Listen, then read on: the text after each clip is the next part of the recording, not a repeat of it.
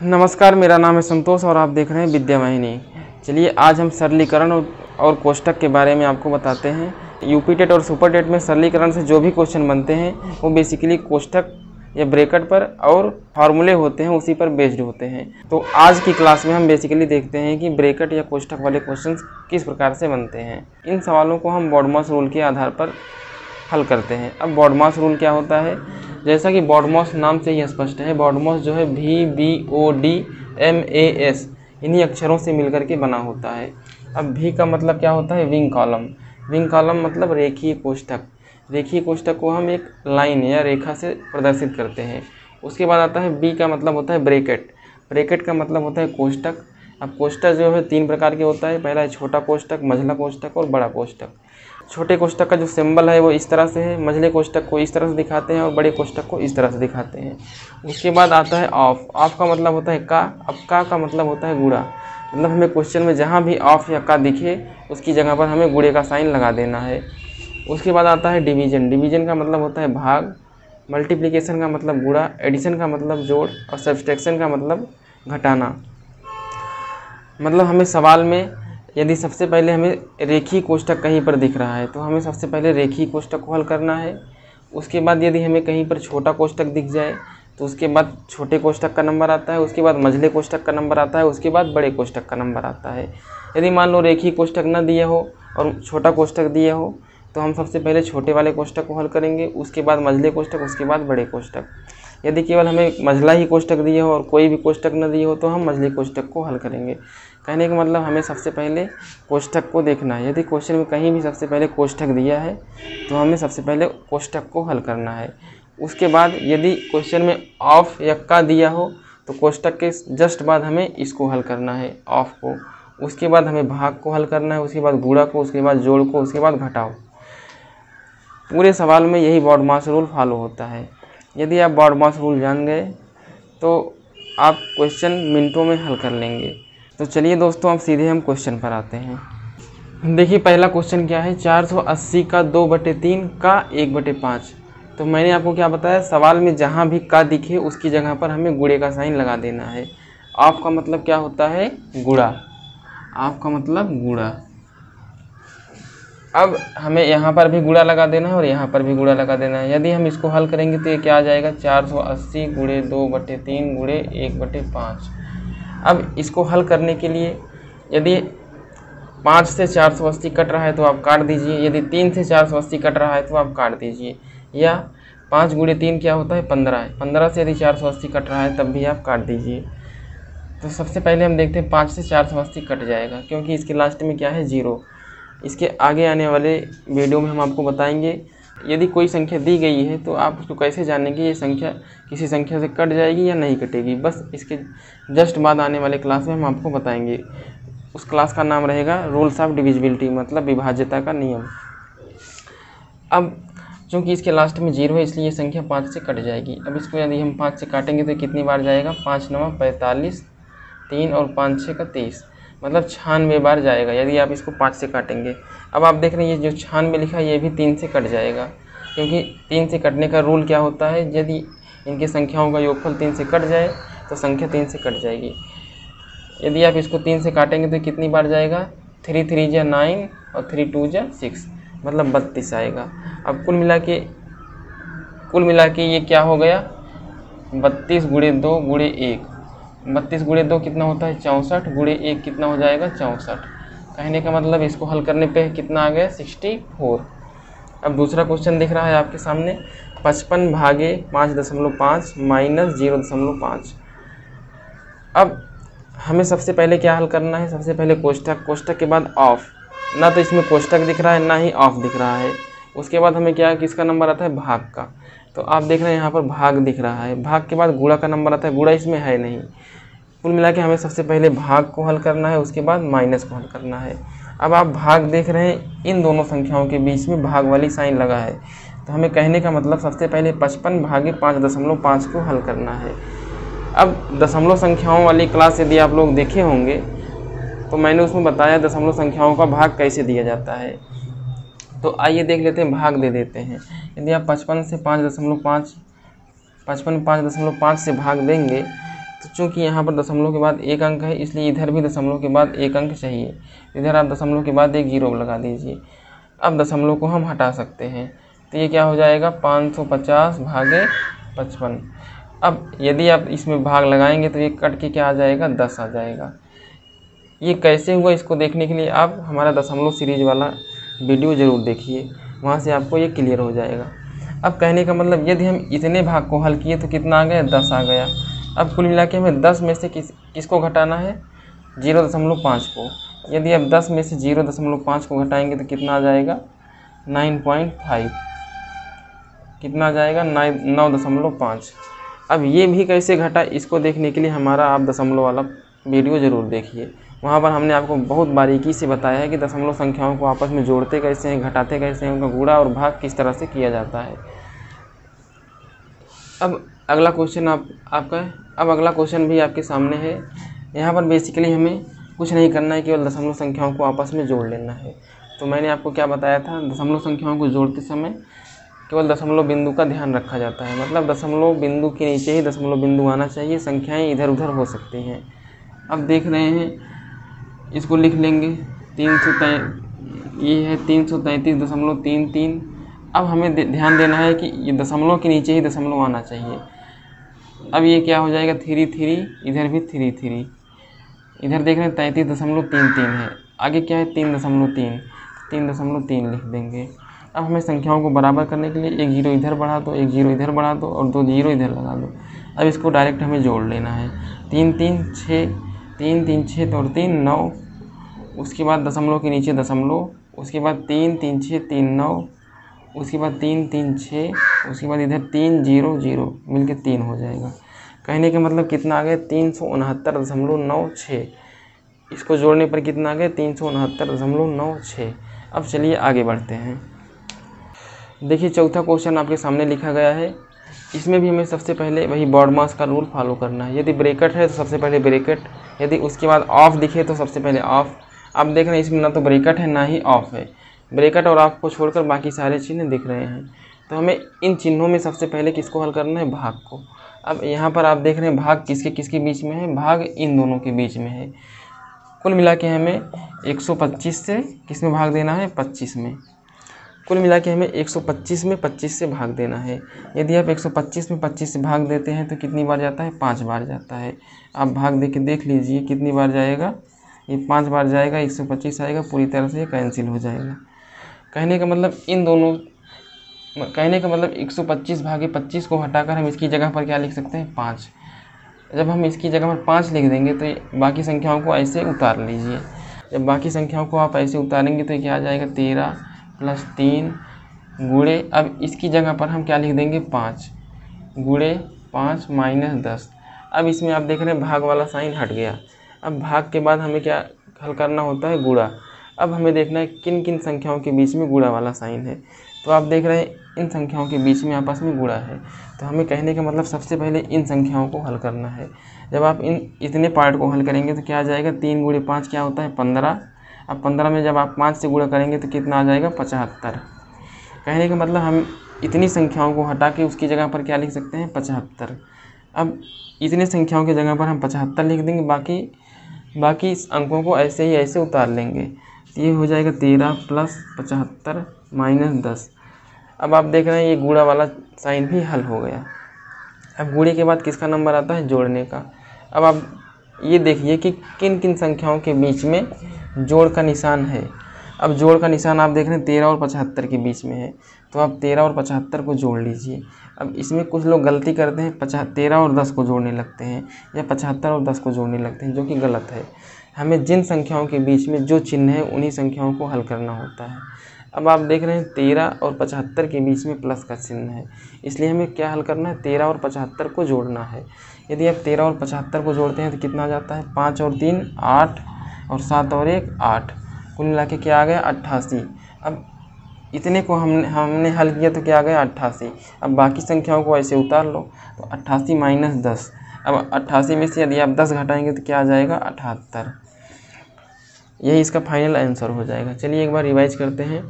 सबसे पहले हमें क्या करना है भाग को हल करना है। भाग आप देख रहे हैं क्या है 125 भागे 25 है। 125 भागे 25 है। कहने का मतलब हमें 125 में 25 से भाग लगाना है। अब इसमें भी कुछ लोग गलती करते हैं, 25 में 125 से भाग लगाने लगते हैं, लेकिन इसमें हमें करना क्या है, चूँकि 125 भागे 25 लिखा है, जो संख्या आगे होती है उसी में भाग लगाना होता है और जो संख्या पीछे होती है उस संख्या से भाग लगाना होता है। कहने का मतलब है 25 से 125 में भाग लगाना है। जब आप 25 से 125 में भाग लगाए तो क्या आ गया, 25, क्या आ गया, 5 आ गया। अब इतनी संख्याओं को हटाकर हम उसकी जगह पर क्या लिख दिए, 5 लिख दिए। अब बाकी संख्याओं को ऐसे हमने उतार लिया। अब आप देख रहे हैं भाग के बाद गुणा आता है। कहने का मतलब हमें इतनी संख्याओं का आपस में गुणा करना है। 3 गुणे 5 होता है 15, अब 15 गुणे 5 होता है 75, 15 पचे 75। अब हमने इतनी संख्याओं को हटाकर इसकी जगह पर क्या लिख दिए, 75। अब गुणे के बाद जोड़ना आता है। अब जोड़ने के लिए हमने इतनी संख्याओं को जोड़ा तो 88 आया। अब इतनी संख्याओं को हटाकर हमने क्या लिख दिया, 88।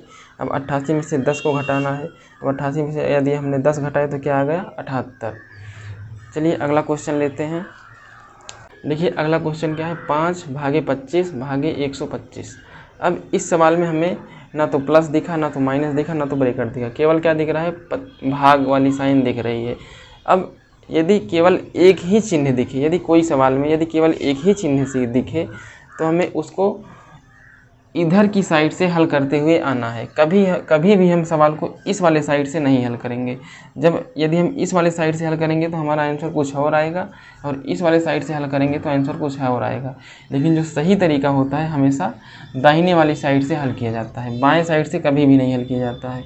इसलिए इस वाली साइड को हम गलत टिक कर रहे हैं और इस वाली साइड को हम सही टिक कर रहे हैं।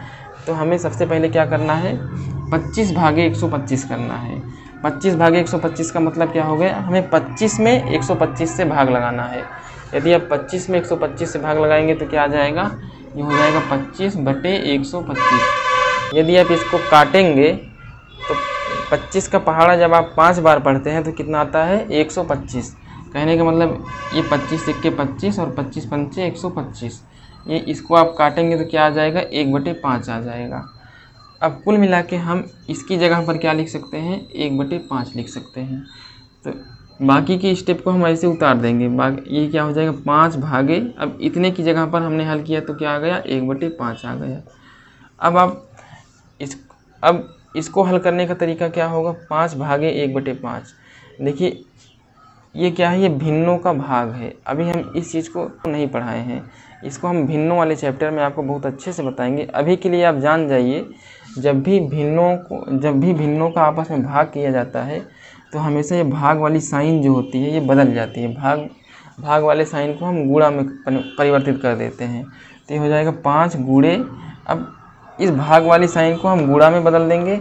बाकी इस वाले ये वाला जो चिन्ह है, ये वाली जो वैल्यू है, ये वाली जो भिन्न है, ये आपस में पलट जाती है। मतलब 1/5 जो लिखा है ये क्या हो जाएगा, 5/1 हो जाएगा। अब आपको पता है 5/1 को ही हम क्या लिखते हैं, 5 लिखते हैं, क्योंकि हर में 1 लिखने से उसके मान में कोई भी अंतर या परिवर्तन नहीं होता है। ये बात हमने आपको संख्याओं वाली क्लास में बताया है। अब कहने का मतलब ये क्या हो गया, 5 गुणे 5, 5 गुणे 5 का मतलब होता है 25। यही इसका फाइनल आंसर हो गया। देखिए अगला क्वेश्चन आपके सामने है, इसमें है 13 का 165 गुणे 125 भागे 25 गुणे 5 माइनस 10। अब इसमें आप देख रहे हैं सब का आ गया है। इसका मतलब हमें सबसे पहले किसको हल करना है, का को। और मैंने आपको बताया था का मतलब क्या होता है, गुणा। अब आप देख रहे हैं का जो है 13 और 1/65 के बीच में लिखा है, तो हमें इस का को हटा के इसकी जगह पर क्या लगा देना है, गुणे का साइन। अब हमें सबसे पहले किसको हल करना है, 13 गुणे 1/65 को। आपको पता है यदि आप 13 का पहाड़ा पढ़ते हैं, 13 गुणे 5 क्या होता है, 65, 13 पचे 65। अब आप इसको यदि काटेंगे तो क्या ये आ जाएगा, 5 आ जाएगा। कहने का मतलब 13 गुणे 1/65 को हल करने पे क्या आ गया, 1/5। अब इसकी जगह पर हम क्या लिख सकते हैं, 1/5। बाकी की संख्याओं को ऐसे उतार लीजिए, 1/5 गुणे 125 भागे 25 गुणे 5 माइनस 10। अब यही सवाल इस तरह से बन गया। अब इस वाले व्यंजक में आप देख रहे हैं ना तो का है, ना तो प्लस है, ना तो माइनस है। हमें सबसे पहले भाग को हल करना है। अब भाग देख रहे हैं 125 और 25 के बीच में है।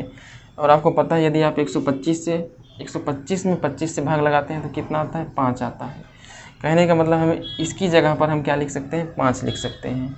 अब यही सवाल क्या बन जाएगा, 1/5 गुणे 5 गुणे 5 माइनस 10। अब सबसे पहले हमें भाग के बाद किसका नंबर आता है, गुणा का। अब कुल मिला के हमें इस वाले व्यंजक को हल करना है। जब इस वाले व्यंजक को आप हल करेंगे तो ये वाला 5 इस वाले 5 से कट जाएगा, बचेगा क्या, 5। ये क्या बच गया, 5 माइनस 10। अब आप 5 में से यदि आप 10 को घटाएंगे तो क्या आ जाता है, -5 आ जाता है। ये -5 कैसे आया, इसे जानने के लिए आप हमारा संख्याओं वाला तीसरा क्लास देखिए। वहाँ पर हमने संख्याओं पर आधारित गणितीय संक्रियाओं में बहुत अच्छे से इस बात को बताया है। ये होता क्या है, बड़ी संख्या में से छोटी संख्या घट जाती है, बड़ी वाली संख्या का साइन यहाँ पर आ जाता है। तो आशा करता हूँ कि ये सवाल आपको समझ में आया होगा।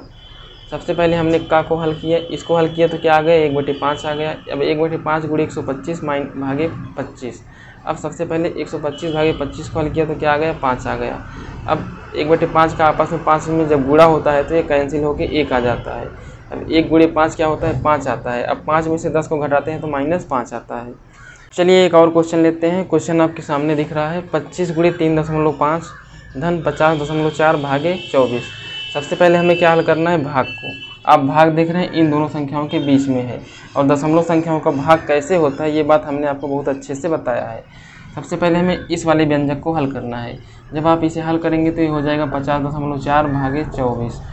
चूँकि दशमलव के बाद इधर 1 अंक है, इसलिए दशमलव के बाद हमें इधर भी 1 अंक चाहिए, तो इधर हम 1 अंक बढ़ाने के लिए .0 लगा देंगे। अब ये व्यंजक क्या हो गया, 504 भागे 240। यदि आप इस चीज़ को हल करेंगे तो क्या आ जाएगा, 240 को आप क्या लिख सकते हैं, 24 गुणे 10। यदि आप 24 से 504 में भाग लगाएंगे तो ये कितनी बार जाता है, 24 दूना 48, 2 और 24 1 के 24, मतलब 21 बार जाता है। अब ये क्या हो गया, 21/10। कहने का मतलब इतने, इसकी जगह पर हम क्या लिख सकते हैं, 21/10। जब आप 21 में 10 से भाग लगाते हैं तो कितना जाता है, 2.1। अब ये क्या हो गया, 25 गुणे 3.5 धन, अब हम इतनी की जगह पर क्या लिख सकते हैं, 2.1। अब हमें सबसे पहले क्या करना है, गुणा करना है। भाग के बाद हमें इस वाले पार्ट का नंबर आएगा। यदि आप 25 से 3.25 में गुणा करेंगे तो क्या आ जाएगा, मैंने आपको गुणा करना बताया है, 3.25 गुणे 25। सबसे पहले आप 25 से 3.25 में गुणा सबसे पहले आप 25 से 325 में गुणा कर लीजिए। गुणा करेंगे तो क्या आ जाएगा, 25 पंचे 125, हासिल लागे 12। अब 25 दूनी 50 और 12 कितना होता है, 62। 62 का 2 कैरी क्या हो गया, 6। अब 25 3 75, 75 5 80 1 81। अब दशमलव के बाद 2 अंक है तो हमें इधर भी दशमलव के बाद 2 अंक चाहिए। इसका गुणा क्या होगा, 81.25। कहने का मतलब यदि आप 25 से 3.25 में गुणा करेंगे तो क्या आएगा, 81.25। अब धन 2.1। यदि आपको दशमलव का गुणा करना ना आ रहा हो तो हमारा दशमलव वाला तीसरा क्लास ज़रूर देखिए। वहाँ पर हमने दशमलव पर आधारित गणितीय संक्रियाओं में दशमलव का जोड़ना घटाना गुणा भाग बहुत अच्छे से बताया है। ये क्या होगा, 81.25 धन 2.1। तो इसको आप जोड़ेंगे तो क्या आ जाएगा, 81.25।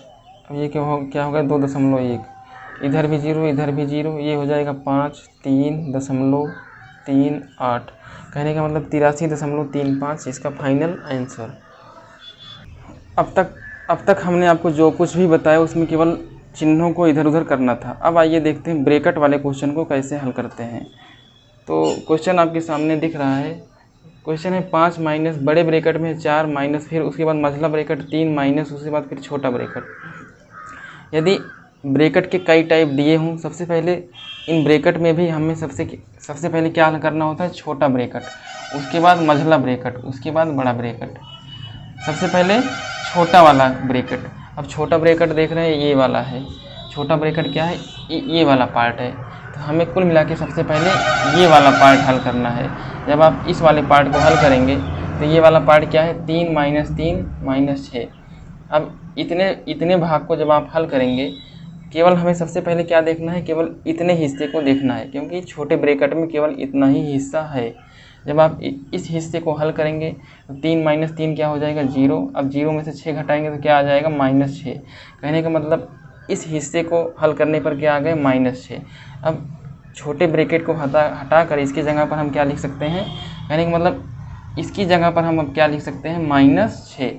अब इसकी जगह पर क्या हो जाएगा -6। अब आप देख रहे हैं जब आप इस ब्रैकेट को हटाएंगे तो ये वाला माइनस और ये वाला माइनस, इन दोनों माइनस का आपस में गुणा होता है। और हमने आपको बताया माइनस का गुणा जब भी माइनस में होता है तो क्या हो जाता है, प्लस हो जाता है। कहने का मतलब छोटा ब्रैकेट जब हम हटाएंगे तो ये क्या बन जाएगा 3 + 6।